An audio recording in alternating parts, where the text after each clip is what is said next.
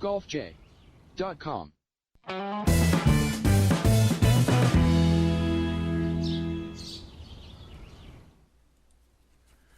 All right, good evening, everyone. Happy Memorial Day. Welcome to a special holiday edition of the golfj.com podcast on fingerlakes1.tv. I'm Jim Sincropi alongside the captain, Doug Brown, here inside the fingerlakes1.com studios in Seneca Falls. Monday, May 30th, 2016, Memorial Day, where tonight we're going to be talking, well, first of all, Rhett's not here, Doug, because he had a migraine headache, so, he's probably not home watching. He's got a migraine. But he'll be back next week, I'm sure. Okay. Should mention why old Rhett's not here. Show his. I wish him well. So tonight, got a great show. We're going to talk about Jordan Spieth's first win in his home state of Texas as he takes the Colonial. Give you a quick review of a great little rangefinder available online for just $110. And what's the best way to select the clubs that best suit your game? You're going to go buy some clubs. We want to talk about, what you should be looking for to suit your particular game. And we're getting closer to the U.S. Open. So who's the favorite? We'll talk about that. And we'll preview the great field at the Memorial, have some trivia, and much more. So, Brownie, let's get right started with Jordan Spieth's big win. I know we were talking about just last week about his struggles, and the reigning FedEx Cup champ was a popular topic throughout the media for the past 4.5 months between his victories at the Hyundai and this week's Dean and DeLuca Invitational. So the speculation comes with the territory, I suppose, after what a great season he had last year. Right. Well, everything seemed to go his way last year. His struggles this year, I think it's a lot more ball striking than anything else, but his chipping and putting hasn't been as sharp as it was last year, but it sure was this past weekend, especially on Sunday. Yeah, it's amazing to me watching him play the past couple weeks, because he was in contention last week until the final round, how poorly he hits it compared to the rest of the field, that he can still be up there. And I felt that way even into the final round, where you would expect a guy to win a PGA tournament to be hitting fairways and greens consistently, but that's not the way Spieth wins. And that's probably why he's had such success in the majors. Totally agree. Statistically, I think from 25 feet, from like 15 to 25 feet, he's the number one putter on tour. Makes an awful lot of shots from that range, so that makes up for an awful lot of misses or getting out of the rough out of a bunker, things like that. I don't think his driving is very accurate. He tends to miss to the right most of the time. He's not very long, never has been, but yet he gets it in the hole, which is all that really matters. Putting is the one thing that, clearly I think separates him from the rest of the field, the best putter in the world probably. I think so. And it just goes to show you, drive for show, putt for dough, I guess, that you can slap it. I mean, literally last week especially, he slapped it around. He sure did. So just the last 9 holes Sunday, he had 9 putts. When they turned, there was a 3-man race with him and Ryan Palmer and Webb Simpson. And even one of the announcers said it's going to boil down to putting. Sure. And it did, and it sure did. Those guys didn't putt poorly, but Jordan made everything, plus a chip in on 17. Yeah, and he's one of the top players in the world, maybe, arguably along with Jason Day at this point, the best player in the world. Jason Day's number 1. Mm-hmm. Jordan just closed that gap a little bit, with a win. So it's just amazing to me that you can watch him hit the ball the way he does, and he can still be the best in the world because his short game is great. And it reminds me when I was younger, and I couldn't hit the ball as good as you or a lot of the older guys I play with, but I just wanted to be able to compete with you. So I knew that if I get around the green and that I could be in every hole, Right. So I guess for Jordan Spieth, same thing. So you can watch some of these guys on the ranging and wonder why they don't all win. And the difference is that part of the game. You get a guy that's averaging, say, 33 or 34 putts, he's not going to survive. Jordan had 9 putts for 9 holes on the back 9. Probably had 27 for the final round, 26 maybe, something like that.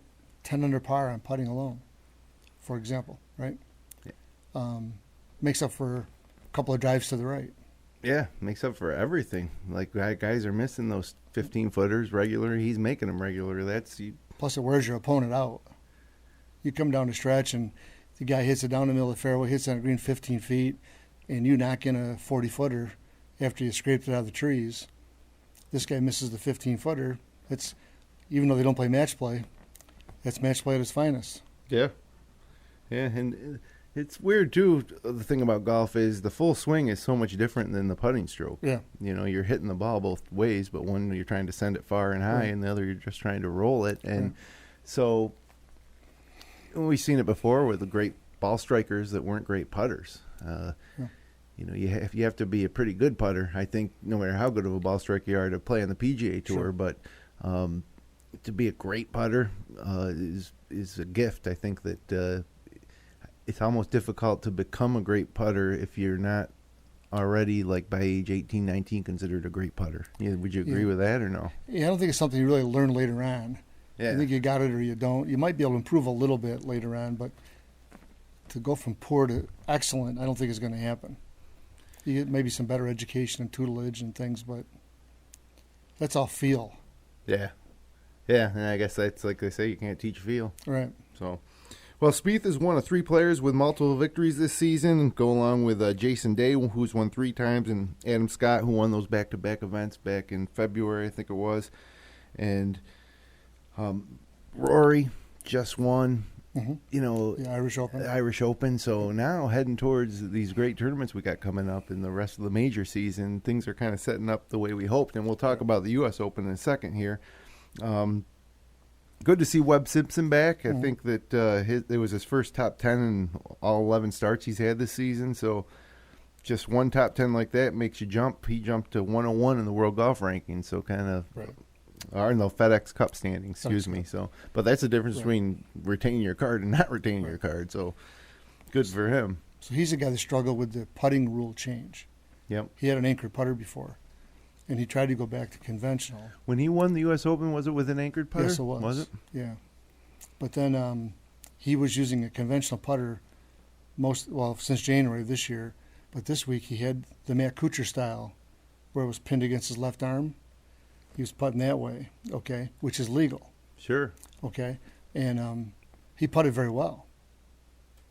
Well, And- it's difficult to not putt well and, you know, be in the top 10. So, I mean, you got to at least putt decent. So Right. he found something, Yeah, you know, with the putter. yeah, And as a former U.S. Open champ, he's a good player. You know, heading into the U.S. Open. Yep.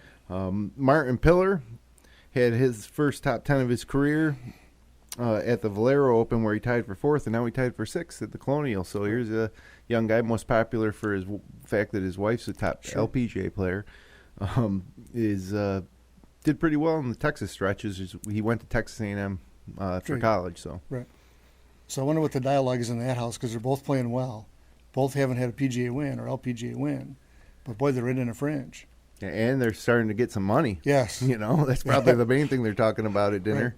And they're also, we're realizing the whole gender wage gap thing too, because I guarantee you that Martin Pillar's top 10 was a lot more lucrative than her second place finish a couple weeks ago. Yeah, sure was. So, but that's just that's not a wage thing as much. I don't think that argument would apply to golf because, you know, it's the popularity of the tour that generates the revenue, the sponsorship money. Right. So, well, Spieth, of course, a Titleist guy. He played the Titleist Pro V1X. His driver was the 915 D2, 9.5 degrees. 3-wood Titleist 915F, 15 degrees. His irons, Titleist TMBs 4 through 9, and then he uses a Titleist AP2 714 pitching wedge. Titleist Vokey wedges at 52, 56, and 60 degrees, and a Scotty Cameron SC009 prototype. So he's a Titleist guy. You're a Titleist guy. Right. Does that make you like Jordan Spieth more than Jason Day with the TaylorMades, or what does Rory play? Rory plays Nike. Yeah, so I'm not a Nike equipment fan, but I'm a Rory McIlroy fan. So, but Rory could jump ship and be a Titleist guy anytime. Be okay with me. Well, you know, I wouldn't be surprised if. Well, I shouldn't say that. I don't know if he's unhappy with Nike, but I doubt it. Well, those 3 guys are all going to be prepping for the season's second major at Oakmont coming up, and it's really shaping up to be a great event. The venue's great, and as we just mentioned, all three top players. Jason Day won at the Players. Spieth wins at the Colonial. Rory wins a personal major at the Irish Open. And so, here we go. Is this, do you think, going to be the major that we see a late Sunday showdown between two of those three guys? Shaping up to be that way, and I think it'd be great theater to have that. I think going into this U.S. Open, it's definitely top-heavy as far as the favorites. I don't see somebody coming from out of the pack, 100-1 long shot. Not at a course like Oakmont. No, I think you're going to see somebody shoot a good round on Thursday. There's some no-name or whatever. But then when it all comes down to Saturday afternoon, Sunday morning, the big names will rise to the top. And then just a matter how it all shakes out on the back nine. So you think it'll be one of those Opens where +1 or -1 wins? Could be. I haven't seen much about the course setup. It all depends on the rough and then the firmness of the greens, obviously. They're not going to let this thing get 10, 12 under par. The USGA is not going to allow that. Right. Of course, I say that you don't know what somebody's going to shoot, but they're not going to set it up to be that easy. So, and I know these greens have a lot of undulations. All right, so that separates things a little bit. I would think 2 or 3 under par at the most would win. Yeah, well, that's the way I hope it is, Yeah. because it's the one special thing about the U.S. Open, I think, is that it's usually it's one of the few times you get to see golfers play against par Right. on the PGA Tour. Usually it's who Right. can make the most birdies. So, But the roughs have got to be pretty high. Years ago, you used to see these guys hit in rough and have to chip it out sideways. But I think the clubs are better. They're driving the ball so much farther now. yeah. They're hitting more lofted clubs. So a lot of times you won't see them go sideways like they did, say, 20 years ago. A lot of these guys are just going to take the wedge and hit it up there and see what happens. Well, it's at Oakmont, obviously, which is going to be our Golf J trivia question related to that coming up here in a second. But looking at favorites, obviously, are you going to think about picking anybody that's out not in the big three that we just mentioned? Or is your pick to win today, was it going to be one of those big three? If I had to pick to win today, it would absolutely be one of the big three. No doubt. All right, so it would be for me, too. Which one are you thinking? Well, I'm going to lean towards Rory McIlroy because sooner or later I got to get it right. Well, I pick him every week. Yeah, and his game's good. No doubt. They're all good. So I'm going to pick Rory McIlroy next week when I sit in this chair, or 2 weeks from now when I sit in this chair. Regardless of what happens at the Memorial, say, this week? Yes. Okay, well. Unless he hurts his ankle or something, I guess. Right, sure. Yeah. Well, I think I got to go with Jason Day. But I'm starting to think to myself, Jordan Spieth, U.S. Open, difficult course. I mean, that guy's probably the best bet. Jason Day is a great putter, probably not quite as good as Jordan Spieth. Who has a better short game? I don't know. Jason Day is pretty solid all around. Pretty solid. The reason I think I picked Day over Spieth for most of the weekly picks when they're both in the tournament is because Day's just prodigious distance. He's hits it as long as Tiger used to, but more accurately. Right. So, I'd have to go with Jason Day, but I'm kind of stunned watching Spieth the past few weeks struggle with his swing and contend for 2 tournaments and winning one. Right. So I'm sure he'll be in the mix. I feel more confident with Spieth being in the mix on Sunday than the other two. He's always in the mix. Yeah. That's why nobody's going to laugh at you for picking Jordan Spieth. Like, what the heck are you thinking, right? So he seems to always be in the top 10. And we laugh at him or he's playing bad. Right. Right. But he seems to be on the leaderboard 85% of the time. Well, and let's not forget, too, that he legitimately won the Masters. He chunked that. He just imploded. Yes. It was a freak thing. Right. And I think this coming back to win at the Colonial, I think that monkey's kind of off his back. He doesn't have to worry about that anymore. But, right. Amazing. And after coming off a season where he won the FedEx Cup and 2 majors. Right. So if he does win the U.S. Open this year, I would assume that would let him overtake Jason Day for world number 1 again. But I think at that point, you just got to say to yourself, man, this guy is the next Tiger Woods, Jack Nicklaus, Ben Hogan, etc. because it would be just the most phenomenal run since Tiger had the Tiger Slam. I agree. I think there would be 6 majors, and he would have won 3 of the 6, right? It's 6 majors in since the last Masters, the first Masters he won. Yeah, so he would have won 3 and 6. Yeah, right. And he still would need a British Open and PGA to complete the career Grand Slam, unlike Rory, who needed just the Masters, right. And now Jason Day still looking for his second major. Right. So, some odds early on here for the U.S. Open. Jason Day is the favorite at 15-2, followed by Jordan Spieth and Rory at 17-2. So they're not even giving Spieth the advantage over Rory. Now I don't know if these were adjusted after Sunday or not, but perhaps with the win, Spieth may nudge up there equal or ahead of Day. And then they give you Dustin Johnson at 16-1, and there's a big drop in odds from 17-2 to 16-1. It's almost half. Yeah. So Dustin Johnson next at 16-1, followed by Justin Rose 20-1. He's a U.S. Open champ, right? That's his one major. And Ricky Fowler at 20-1, which I think is maybe a little high. And Adam Scott 22-1, Bubba 28-1, Danny Willett, the Masters champ, at 30-1. Imagine if Willett won it, and now all of a sudden he did what Jordan Spieth did last year. So that's kind of a storyline people aren't talking about. But yeah, we talked about the big 3 heading into the U.S. Open, but what about the next 20? You guy like Dustin Johnson or Ricky Fowler, Brooks Koepka. Yeah, these guys Sergio Garcia, you never know. We expect them to be major champs at some point. Who's it going to be? Right. Hideki Matsuyama, 30-1. And Phil Mickelson, again, you never know. Sure. Yeah, because if he putts well. And another guy, too, who I was really thought would have a breakout year this year, and maybe he could do that with a win at the U.S. Open, is Brandon Grace. So he was in last year's U.S. Open right till the bitter end, right? Yeah, that's right. Yes, he was paired with Dustin Johnson, I think. At Chambers Bay. Yes.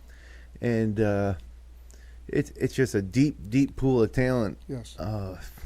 Never been better. I think the PGA Tour as a whole never been better. And just a couple names I jotted down here that you might want to think about maybe as outsiders with a shot at breaking through not only the U.S. Open but maybe later this year. But former President's Cup player Kyung Tae Kim is on quite a tear on the Asian Tour. He won Sunday in Japan, which was his 6th consecutive top 3, including 3 wins and 2 runners-up. So he's now 37 in the world golf rankings, and never heard of him. Right. I may have noticed him winning some of these events. His Golf Channel, just gives you quickly the Asian Tour results. But Kyung Tae Kim, that might be a name to remember, because if you win on any major tour, 6 consecutive top 3s and 3 wins and 2 runners up. Yeah. I mean, you're a pretty special okay. player. So I don't think it'll be long before we hear more from him. And then England's Chris Wood won the European Tour's biggest flagship event, the BMW PGA Championship, and is now up to 22nd in the world golf ranking, which would actually put him inside the bubble to make the Ryder Cup team. So there's another guy, Chris Wood. We're talking 22 in the world, and most people probably have never heard of him. I don't think he plays over here too much. And we're actually going to talk about this later in the show. The European Tour chief said that they were going to make some major overhauls to the tour, so we'll talk about that a little later. But again, the BMW PGA Championship being their flagship event would kind of be like the PGA Tour's Players Championship. And, you don't have to watch a lot of golf on TV to know that there's a big difference there in hype and attention that's paid to it. Sure. So, all right, well, let's jump ahead right now to, I don't know if I'd call this a review, because this is actually an older product, but I just thought it was such a great bargain that I wanted to share it with our viewers. It's the Breaking 80 IS400 Rangefinder. And now, if you go to their website, you can't even buy this anymore. They have newer models, more expensive models. But this particular model right here is available at Amazon.com right now for a price of $109.99, which if you've done any shopping for rangefinders, you'll know that's quite a deal. And there's the page on Amazon right there. And when I bought mine about 2 weeks ago, it was eligible for Prime membership shipping, which would be free shipping for Prime members. But this particular listing doesn't have it up there, so I don't want to say it's available for Prime shipping. But you might want to look around and see if you can find it on there as a Prime member. So, this isn't going to be much of a review other than saying that when you buy a rangefinder, you want a rangefinder that gives you the distance to the pin, right? And this does that, and so does the Bushnell models that cost $499. So to me, I don't understand why you'd buy anything else unless you want the slope, which is illegal to use. So just the easy use, there's a mode button. You can change it from meters to yards. And other than that, there's two ways to shoot the flag. I just put it over the flag, and there's a little box, and I tap it in there, and it gives you the number. Or you can focus it on a tree behind the green and hold in the button and scan it across the pin, and the number will change when you go across the pin. So I used it with no problem my first round. I've used it 4 times. I've used it alongside guys with more expensive rangefinders, and we get the same number. So it's got... what kind of battery is that called in here? It's a pretty easy compartment to get it out of there, though. I might have wrote it down here. Yeah, it's a CR2 3-volt battery, so it's this little one, and it comes included. Right. And you can also I found a listing on Amazon to buy a 3-pack for like $9 or $10. So I can't comment on how long the battery will last in this thing because I've only used it for 4 rounds, but it's a bargain alert. Sure, sounds like it is. And it comes with this nice carrying pouch with a belt loop, which I don't see myself wearing this on the belt, but it would actually be pretty innovative if somebody had some way to holster this to the golf cart so it was like on near your clubs and you could just grab it and put it back. There's a device. Is there? Oh, yeah. Of course there's got to be, right? There's an accessory, yes. Now, that's a good review. It's more of a bargain alert. All I can say is that it works, and that's the thing I don't understand. I mean, I don't know if you agree with me, but some of these things are $200, $300, $400, and I just want the distance to the pin. So we're all captivated by logos when it's all said and done. That's true too. Why do we spend $500 on a driver when there's as good a one for $199 someplace, right? Because it doesn't say Titleist or Callaway, or in this case Bushnell. Yep, right. It's breaking 80, which I'm always happy to break 80. Right. So it's a weird name for a company. Now, when the rangefinders first came out, I said I never want one of these because I really thought part of the fun of the game was to figure out, how far away you were from the pin, given whether a yardage book or the yardage markers, or just line of sight. I thought that was part of the game, but the USGA said no, that you can use these, and so now I think you're at a disadvantage. You don't have one, do you? I do have one. Oh, you do have one now. Right. Especially if you get it a little bit offline. Right, you're not going to find a yardage marker in a lot of places that we sometimes tend to hit a golf ball. Which is part of the challenge, I think. It is part of the challenge, but it speeds up play. Yeah, that's true. Right. You don't have to pace it off anymore to the nearest 150. I think sooner or later you're going to see the PGA Tour will adapt and allow it to be used as well. See, that's rough to me because that lessens the importance of the caddy. I just think the pace of play is why they will do it. No, that's true too. There's sometimes that it takes them what seems like 20 minutes to get a yardage. And then you just pick it up and shoot it. But the other benefit to those is, a lot of the golf courses aren't marked all that well with yardage markers. They might have a 100, 150 someplace buried in the ground. But the sprinkler heads sometimes aren't marked.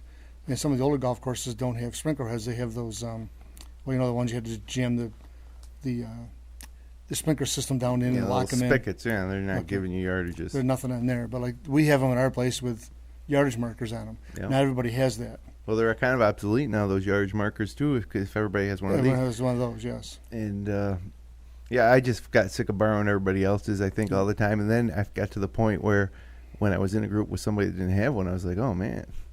So I've gotten away from figuring out the distance. But one last thing about the Breaking 80 IS400, I measured a pin from 352 yards away. Not that I was planning a shot, but I was just wanting to see. And it may have been able to go farther, but if it can measure inside 350, then I'm good. So probably not a measurement you're looking for anyways. But it's a 6 times magnifying effect here, and it's a manual focus here. I never have to focus it in round to shoot the pin, but if I want to look a couple fairways over, it's maybe some of the ladies playing or or whatever's going on over there. Not that I would do that. You'll use the manual focus here by the eyepiece.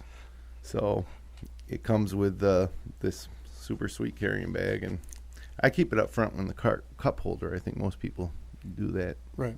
But I sometimes find you got cargo shorts, whatever, you put it in my side I'll pocket. put it right in the pocket. Oh, Yeah, because okay. they're not that heavy. Yeah, this one actually weighs 1 pound. It's probably less than your cell phone.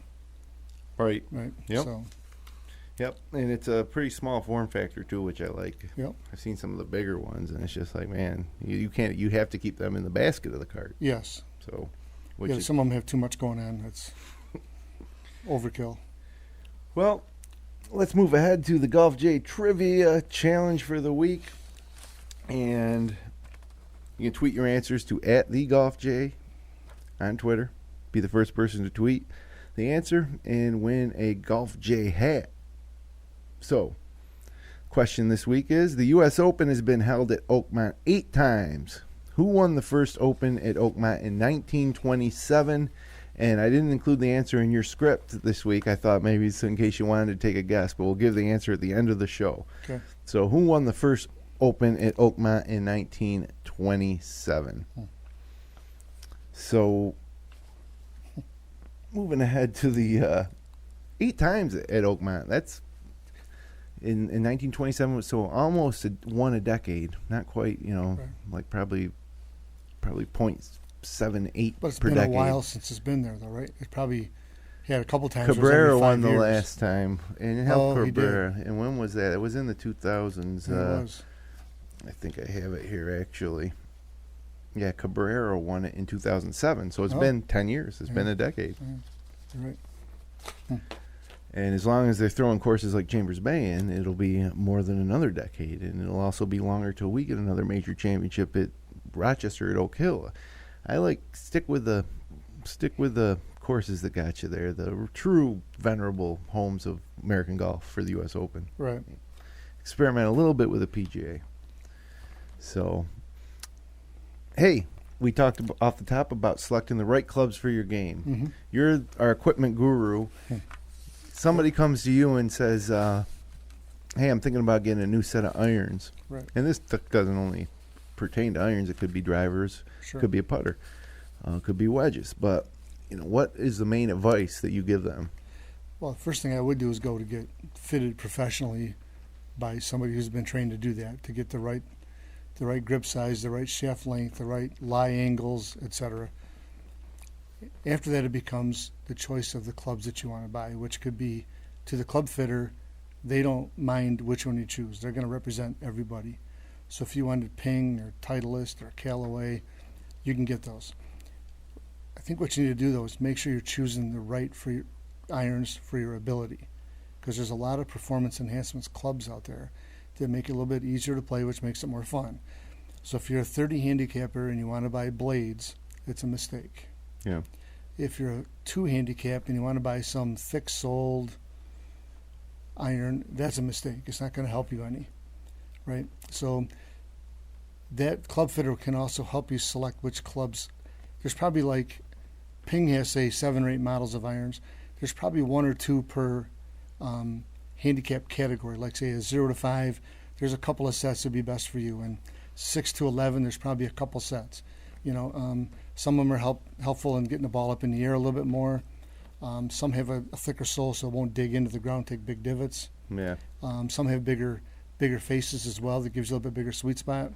And a guy who hits the ball really well doesn't want that. He wants an iron that he can move the ball a little bit left to right, right to left, which a blade is more advantageous for that. That's why I like blades. I like to, and I'm certainly don't have a classic golf swing, and I don't hit the sweet spot. Right. I miss the sweet spot more than I hit it on my irons. Right. But I like the way it feels when I miss it. I like the way I can, and I like working it high and low, or trying to. Mm-hmm. And I found with, and I haven't had like a cavity back set in years, because my last experience might have been like the TaylorMade burner irons, I think. And I also felt like when you did hit the sweet spot, that ball just skyrocketed, over the green sometimes. Right. And so I didn't like that. And of course the technology's changed. And the one thing I like about the newer irons, a lot of the game improvement irons, when you look at it, it looks like a blade from above. Right. So Get the classic look, which I like the looks of a golf club that has that classic look to it. I don't like the. There's a couple sets made by some people that are very thick on the top line. I never liked that style. Going back, Ping makes a good golf club. Go back 15, 20 years. I never liked the looks of a Ping golf club. Like the Ping I2s or yeah. But they were as good as anything being made today. Yeah, as a matter of fact, I know people that still use the exact same clubs. You're not going to find anything better on the market as far as playability goes. But you had to like that look. All right? I never did. But now you can buy some pretty good cavity back clubs that have a classic look to them that will give you some performance enhancement out of them. So if you catch something on the toe of the heel, you get, say, 80% of what you would have got off a sweet spot. And I don't know if some people listening to this show have never heard of progressive irons, but I think that's the way to go. Good choice. And I kind of kicking myself for not doing that with my latest purchase of irons, but that's where you'll get your long irons, a 4, a 5, and a 6, and sometimes even a 7. Maybe, yep. Is cavity backed, and then the low irons being the 8, 9, and wedge are a blade. Right. So you get the best of both worlds. You do. They've done a nice job with that concept. And I think most manufacturers have that concept now. Yeah, and I had a set of Wilson Staff progressives back a long time ago when I guess that wasn't so commonplace. Right. And surprised I didn't go that route again. So Wilson was the leader of the pack. They were just out there too soon. And do they still make irons, Wilson Staff? Honestly, I don't know. If they do, they don't market them too well anymore because I can't think of if they do. I want to say Padraig Harrington uses Wilson for some reason, and I'm thinking Kevin Streelman and Ricky Barnes, I think, use Wilson. Yeah, I think Barnes does. I think you're right. Right, but after that, that's a stretch to say that they still do. Yeah, but I'm positive Harrington did. Right, and 25 years ago, they were probably 25% of the golf clubs were Wilson. Well, the other thing is when you go to someone who knows what they're doing. Again, you can say you walk into Dick's, you may get a great club fitter that's working there, or you may not. If you don't, maybe you should back off, come again in another shift, inconspicuously. But you can find, great club fitters there. A lot of club pros are great club fitters. You can go and get specs at these places. They'll give you the specs. You should have 2 degrees upright, whatever. If you get that done twice in the exact same specs, then those numbers are right for you. But if you go to fitter A and you get 2 degrees upright, and fitter B and you get 2 degrees flat, something's wrong. Yeah. You better go to the third guy, get a third opinion. Right? Sure. So yeah, it's always a big purchase nowadays too, so you want to make sure you're comfortable with your purchase, so it's good to get somebody advising you. But at the end of the day, you got to get something that you feel good over, that looks good to you over. Right. And you got to also give any new equipment a chance. I think too many times somebody will buy a new set and I'll play with them, or a new club and I'll play with them, and after 1 round or 2 rounds they're like, I shouldn't have bought that club, I can't hit it. And well, if you just got fitted for a set too for the first time, you had another set that weren't fitted for you and you learned how to hit them. Right. Now you got a set that are basically all identical except the lofts. Right? So you're going to have to be patient, is absolutely right.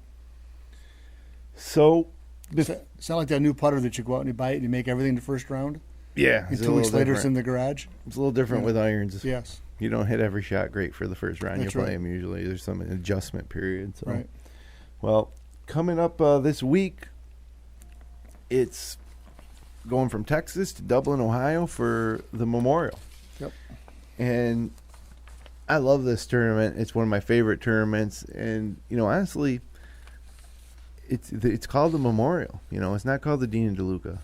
If the last week's tournament was called the Colonial, sponsored by Dean & DeLuca, right, I just think that alone makes it a bigger tournament. So this is the Memorial. Right. At Muirfield Village. Jack Nicklaus's designed it in 1974. If you're looking to watch it on TV, you got Thursday through Friday coverage from 3:30 to 6:30 on the Golf Channel. Saturday coverage on the Golf Channel from 12:30 to 2:30, and then 3 to 6 on CBS. Sunday noon to 2 o'clock on the Golf Channel, and then 2:30 to 6 on CBS. You might remember last year David Lingmerth outlasting Justin Rose in an extended playoff. Mm-hmm. Went several holes. So Lingworth won it last year. Hideki Matsuyama got probably the biggest win of his career here in 2014. 2013, Kuchar, which is that the last time he's won? Because he said he hasn't won in 2 years, so it's awful close to the last one. And I thought he won Harbortown was the last one. Yeah, you're probably right. 2013 is a while ago. And then 2012, Tiger, won the Memorial. A lot of people speculate Tiger be coming back for the Memorial, but it doesn't look to be that way. Right. And if he doesn't come back for the Memorial, he's not going to play in the U.S. Open. I figured he would play at least once before the Open. But the Open's 2 weeks out yet, right? But to come back at Oakmont. Well, I know, but what's in the middle? There's nothing in the middle? Oh, there's the St. Jude. Yeah, there's a Memorial, which is and then the St. Jude Classic in Tennessee. Memphis, yep. And then the U.S. Open. I don't see him playing in Memphis. I really thought he'd play this week. I did too until I saw the shots he hit at Congressional. Oh, it was all a ploy to get your attention. It worked. Oh, so he's playing coy. He's trying to maybe play possum He's trying with to the golf get world. the odds up so we make a little bet. He's ranked over 500th in the world now, so Wow. it's also funny to think about how much hope there is that he'll come back and contend in the majors. But again, a lot of that too is that he just hasn't played. You can't not play for that long a stretch and not tumble, Right. in the rankings. So, big purse too. $8.5 million. Winner gets $1.53, and world number one Jason Day is only the tip of a lineup that brings together the top 5 in the world rankings and 21 of the top 30. Number 3, Rory McIlroy. Number 4, Bubba Watson. Both return after 1 year layoffs. Didn't play last year. After returning, another guy returned after a year's hiatus is Phil Mickelson, whose best finish was a tie for 4th in 2006. Hall of Famer Ernie Els, who won the 2004 edition of the Memorial, makes his 23rd consecutive start, and he owns 5 other top 8 finishes at the Memorial, including runner-up in 2000. So, really a major-like feel Very for good this. feel. And it's a little bit of both things happen here. It's a little bit prep for the U.S. Open, but it's respect for Jack Nicklaus. Right. It's probably the big reason everybody's there overall. Because they'd probably if this was the St. Jude Classic week, they wouldn't be playing St. Jude. No, there's no doubt about that. There's no doubt about it. But this is the 6th major. No, I think when you go that deep, you're competing with other world golf events and stuff. But you had the Players a few weeks ago. Right. This is almost, to me, on par with the Players. Yeah, if you take the 4 majors out of the discussion, this is up there as good as the rest, right? The Players, the Arnold Palmer tournament at Bay Hill has got a big image and a big following. This one, I think Colonial's big. Some of those old-time The golf Dean and courses. DeLuca. The Colonial, we'll go with that.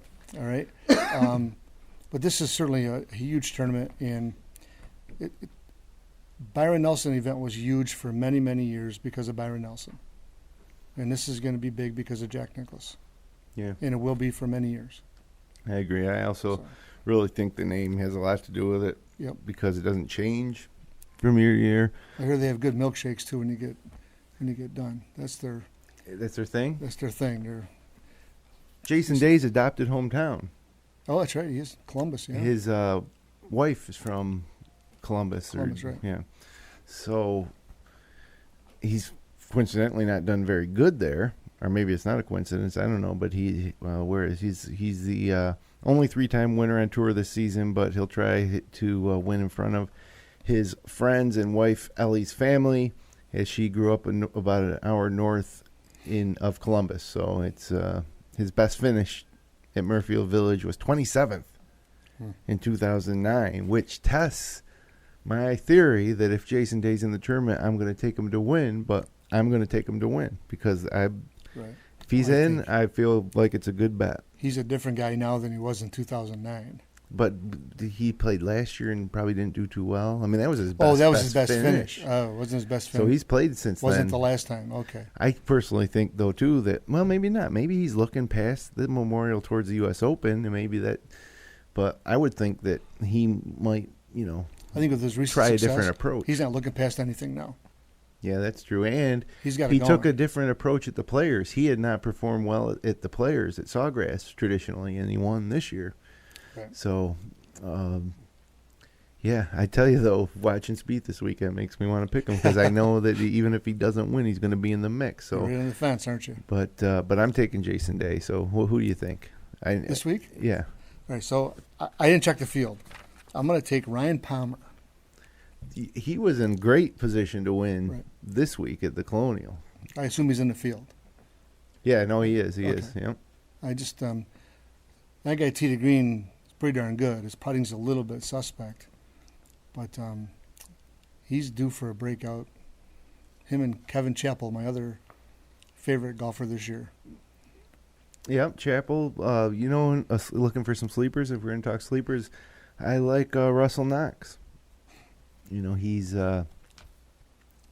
like Lingmerth. I think this could be. He won the World Golf Championship in China, but that's hard to count that as that's the worst of the World Golf Championships because of the time of the year and the location. Right. It doesn't feel that much like a major to me, like a big one. Russell Knox is the guy that had the problem on 17 at Sawgrass, right? Hit a couple balls that made 9. Sean Stefani. Oh, no, it was Russell Knox. Yeah, which if he hadn't done that, he would have been right in the mix. I'm trying to make sure I got the right guy. Yeah, it was Knox, and he kind of laughed that off. He did. Did a nice did job. a great No job. doubt. Handled it very well. So usually when guys have that kind of demeanor and he has tasted victory at a high level before, I'll pick Knox as a potential sleeper. And, your boy McIlroy owns 2 top 10 finishes and 5 visits at Muirfield, so it could be the one. But you like Ryan Palmer over Rory? I like Ryan Palmer. He's a hot golfer. He's in the U.S. Mm-hmm. All right. So this is going to be fun to watch. The Memorial, like I say, Golf Channel on Thursday, Friday, and then early coverage on Golf Channel, and then CBS has it again. And do you agree that CBS is the best, or are you an NBC guy with Johnny Miller? Oh, no. CBS is by far the best. No comparison. And this golf course is spectacular. You're going to see some great views. It is really maintained very well. It's like would consider it the Augusta of the North. Yeah. Does that make sense? I totally agree. The rough is thicker, but other than that, you look at the condition of this place, it is spectacular. The greenery, yes. And the majestic trees, and they mow. They generally mow with thin, because they're walk mowing, but thin mow lines. It looks a little different than some of the other courses. It's distinctive. There's a little winding creek that runs through there. He also uses that wide tongue rake on the bunkers now, where the ball doesn't sit up really nice. There's big grooves, so it's like 50-50. Yes. Yeah, so that was pretty controversial. Are they going to do that again this year, you think? I think they've done it the last 2 years at least there, so I'd expect to see it again. And that's something totally unique. You don't see that anywhere else. I don't think I've ever seen that anywhere else. No. I just like the looks of the golf course on television. It's absolutely gorgeous. It's one of my favorites, and a lot of it might be the time of the year too, but I love all the Northeast tournaments, whether it's a major held here in the Northeast or the regular tour stops here or even in Connecticut. And in the FedEx playoffs have a couple stops here in the Northeast, and because you can relate to it, you can it feels like the golf courses we play every day, just because of the types of trees and the types of grasses and the type of weather. Right. And so it's great. You're right. It's not that far away. Yeah, man. You didn't play Muirfield. You went on a trip. You played Firestone. I played Inverness and Firestone. I've been on the grounds at Muirfield, but we couldn't get on the golf course. Were you there just not during the tournament? We were just driving through and took a chance. Geez, if we're going to go to a PGA Tour tournament, that's a 7-hour drive, right? I would think so. That's about it. Yeah, from here in upstate 4 to get to New Cleveland, or 5 to get to Cleveland, and a little bit from there. Something to think about. Yep. But we have a senior PGA coming to Oak Hill soon, right? I'm not sure. Yeah, I think we have a senior PGA coming to Oak Hill, but nothing other than that is been announced yet, right? Right. So the PGA's not going to announce anything until after their event this year. They don't want to take any thunder away from what they're doing. Sure. So. Well, speaking of trying to create thunder to what they're doing, the European Tour has been struggling in recent years with their top players playing on the American Tour, the PGA Tour, and the European Tour chief Keith Pelley was on Golf Channel Thursday, and he said this: "The schedule will be different. it will be talking about a complete tour overhaul is what he said by 2018. So that would be not next season, but the season after. Complete tour overhaul. So he says the schedule will be different. It will be more friendly from a travel perspective for the players. There will be a number of events where the prize funds will be significantly increased, and there will be more playing opportunities for all our members, a different schedule for sure, and a different players first philosophy. So that statement doesn't seem like a major overhaul to anything, but what does the European Tour need to do to become more relevant to the golf world? That's a good question. So you take a guy like Paul Casey, like this year is playing in the U.S. He's not even part of the European Tour. He's not even going to be on the Ryder Cup team because he's not a member of the European Tour. But he's from England, I believe, but he's from Europe anyhow. They come over here. There's more money. The weather's better. The conditions are better. All right. And the European Tour geographically is all over the place. Yeah, that's where I think they started shooting themselves in the foot, where they stopped being a European Tour and started being everywhere but the U.S. Tour. Yeah. They play everywhere. Because they play the race to Dubai is their big thing, right? Which is their final. That's not in Europe. It's in the Middle East. So So I think they got some geographical concerns, and I don't know if they can get the prize money raised or not through sponsorships. I have no idea. They got some big names over there, but a lot of them aren't necessarily in Europe. Dubai's got all the money, seems like, or Qatar, those places. Yeah, so that's probably why they ended up there. And they got weather problems. You watch it on TV more times than not. It's not good weather. In Dubai? No, everywhere, European yeah. Tour. Yeah. You know, God, it's awful. Not that we don't get some bad weather here in the States, but I think one of the advantages they have in towards being relevant is the fact that we can watch their final rounds in the mornings. yes. We can watch live European golf at odd times when you might be more likely to be home. Yes. But still, I'm not compelled to watch it unless Rory's in the leaderboard. Right. So it really does come down to keeping their stars there. But again, they want to be competing for FedEx points, Cup points. It's almost like they just pay lip service to play the minimum amount on the European Tour. So if I was their tour chief, I would try to create 2 or 3 events placed in optimal spots on the schedule that can attract U.S. players. Right. So you can get a top field. Because if the BMW Championship truly is the flagship event in the European Tour against the Colonial, the Dean and DeLuca, then you think that maybe you could get a lot of American players to go over there or other top international players like Jason Day. But you need probably a huge purse to do that. Right. But that'd be something I would wake up early to watch, on Sunday morning, a final round where Jason Day was in against Bubba Watson, I do enjoy the British Open during that week because it's on in the morning. I like that a lot. But it's that one week year I enjoy it. So I don't know if the U.S. would go over there and play necessarily. Here's a year that's a Ryder Cup year, and most people want to play in the Ryder Cup. So they're going to give up Ryder Cup points from the Colonial or Dean and DeLuca, whatever you're going to call it. And FedEx Cup points. To go over there and play something that doesn't qualify. Then you got the Olympics hanging in the shadows a little bit, although you can only send 4 players to the Olympics at the most. I don't know. There's going to be some big attractive mechanism to get the U.S. people to give up a Colonial event or something along those lines. Yeah, I wouldn't schedule it against the Colonial. Right. I might schedule their flagship event against the St. Jude wouldn't work because the U.S. Open's the next week. So you got to get creative. Seems like they got to get maybe 2 tournaments back to back, where when we travel, we're gone for 2 weeks because the travel stinks. Yeah.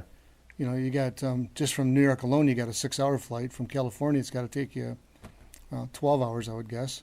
Well, that's why the Scottish Open's a good example of an event that attracts some players because they're already over for the British. Yes. So maybe you could even have them on either side of the British Open, have your 2 flagship events maybe on the European Tour. But, I agree. Keep it in Europe, not the Middle East and not China. Doesn't feel like the European Tour. Their expansion's probably hurt. And a lot of the courses they play, too, are American-style courses instead of the true European-style. They don't play a lot of links courses on their tour stops along the way. No. I agree. So I think that might be something that would give it. But those courses seem to play slow. They don't seem to be, the greens aren't 14. They seem to be, I don't know, it's 10s. Not pretty. It's not pretty. No. I don't think compared to, looking at, if you're watching golf on TV, I think got to be, but it's unique. So Yeah. being unique sets you apart a little bit. But yeah, it's a tough thing because, like you say, the FedEx Cup has gotten so big, and the purses have gotten so big, and the stakes have gotten so high on the American Tour. So it's almost like the European Tour has been relegated to a minor league status. And we don't know if there's like tax implications that would force somebody to come to live in Florida rather than live in England. Well, I think that has a lot to do with it. No income tax in Florida. A lot of Right. tours. That's PGA Tour pros. That's a great place to live. Is that true for somebody who has a visa of some sort? I don't know all that stuff. So, but I think the European Tour is going to have to make some wholesale changes if they think they're going to compete with us. I'd be more concerned about us losing the LPGA Tour to a worldwide Asian type tour right now, because they're not going to get a lot of American sponsors. I think we got just the opposite.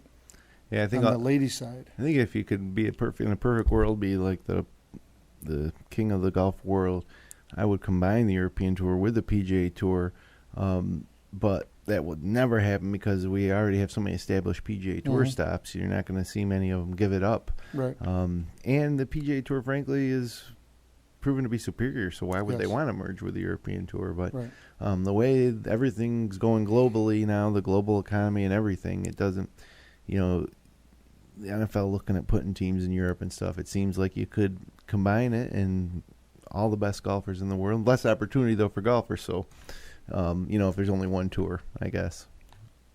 Well, I don't know. They could have multiple events going on each week, different true. locations. Yeah. You haven't got to have just one event, but there's going to be different levels of prominence. You're going to have the John Deere competing with the BMW, for example, which, well, I'm going to go to the John Deere because I'm not that good, but I can make some money because all the big guys are going to go play in the BMW. Yeah. It's like a web.com tour kind of built in with it. Well, it'll be interesting to see what the official changes are. They say it's by 2018, so that would be soon. Yeah. I've been enjoying watching the NCAA Golf Championships on Golf Channel. Yeah. That's some nice programming that Golf Channel found itself. It's engaging. And I've heard so many people talk about it around the course. Hey, did you watch that chip in that Sandy, Washington? The bunker. So, it's exciting. There's nothing better than team match play golf, I think. Right. I think the qualifiers getting into it are exciting as well. I left. It was on television when I left. The men play this week. Washington Huskies won last week for the women, ladies, and now the men's is this week. Right. And so after tonight, they get down to the final 8, but they crown an individual champion tonight. Right. All right. But it's amazing how the team scores fluctuate so fast because 4 out of 5 scores count. Each team brings 5 players, but all 4 can make a bogey. And you go down 4 strokes, or all 4 can make a birdie, and it's flipping around. The people on the bubble, it's interesting. In fact, that poor girl from Oklahoma State last week, needed to make a par on 18 to get her team in and made triple bogey. So you let your team down. Yeah, That's what's engaging. But you want to win so much more for your team, but you're also scared of being the one that blows it for your team. Because if as a golfer, you make a mistake and blow it for yourself, that hurts. But when you blow it for a bunch of other guys on the team, different than other team sports too, because you can drop a pass in football and you can't point to that as why you'd win. There's just too much going on. But on the field all game long, but in golf, it's right there for the world to see. A lot of pressure, and I think it's great television. So do I. I'd recommend the viewers to watch that. It's on. Well, tomorrow it takes it down to the final 2. They play 36 holes tomorrow, 2 matches. And then Wednesday night, well, it's on the West Coast, so it probably comes on about 7 o'clock. That'll be the finals. But it's always entertaining. It's nail-biting. And they're kids. Yeah, and some of these names you're going to see on the PGA Tour in a few years. You will. It's not the bulk of them you probably won't, but there'll be 1 or 2. All these, we talked about some great collegiate players tonight, like Jordan Spieth. Yes, 1 year he played. They won. Texas won. And Martin Pillar, we mentioned he went to Texas. So there's a ton of talent out there. And that's the other thing, too, is like the quality of the shot making in some of those women's matches. Yep. It's world class. Sure it is. So a year ago now, Bryson DeChambeau won the individual, which is getting crowned tonight. And he's had a whirlwind year after all that. Yeah. Okay, so that's the level of play that's coming out of these events. So now we lost a half our viewers because they're flicking the channel over to the except golf tomorrow, channel. watch it. Well, luckily, hey, we're about out of time here, Yeah. which so you can flick it over to the golf channel now, or maybe Game 7, Oklahoma City and Golden State. But coming up this week on golfj.com, we're going to have an interview on Thursday with the founder of Even Roll Putters. That's going to be great. I've been using my Game Golf device here diligently. I think I got 13 or 14 rounds in. There it is. I couldn't get it out of the pouch. So the shot tracking mechanism here and platform, Game Golf. We had CEO John McGuire on the show a couple weeks ago, and after that we got this, and I've been using it. Going to have a full review of Game Golf coming up on Golf J. And, of course, we'll be back here next Monday night. So, Brownie, thanks for sitting in. What about the trivia question? Oh, good call. We almost forgot the trivia question. Here it is. The U.S. Open has been held at Oakmont 8 times. Who won the first Open in 1927? Horton Smith. It's a good guess for any 1927 golf question, but the correct answer is Tommy Armour. Tommy Armour. Yeah. Wow. Tommy Armour the first, I assume. Yeah, because the third's on the senior tour now. Yeah, right? which is crazy. Tommy Armour. And then also other winners at Oakmont, 1935, Sam Parks Jr., and 1953, Ben Hogan. This is a great list of golfers. 1962, Jack Nicklaus. 1973, Johnny Miller. 1983, Larry Nelson. Remember Larry Nelson? 1994, Ernie Els. And 2007, Angel Cabrera. So I assume this year will produce a fantastic champion to go along with the likes of Tommy Armour and Ernie Els and company there, and Ben Hogan and Jack Nicklaus. Yep. So thanks for coming in. Glad to be here. Thanks for having me. And thanks to everybody for spending some time with us on the GolfJ.com podcast. Connect with us online at Twitter at the GolfJ, on Instagram at _GolfJ,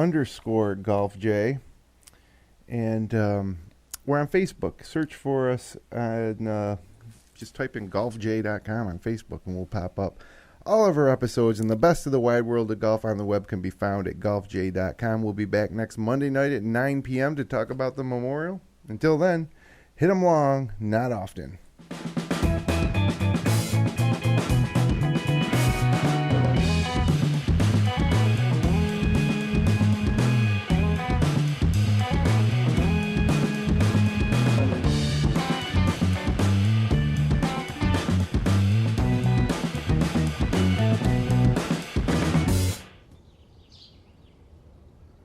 golfj.com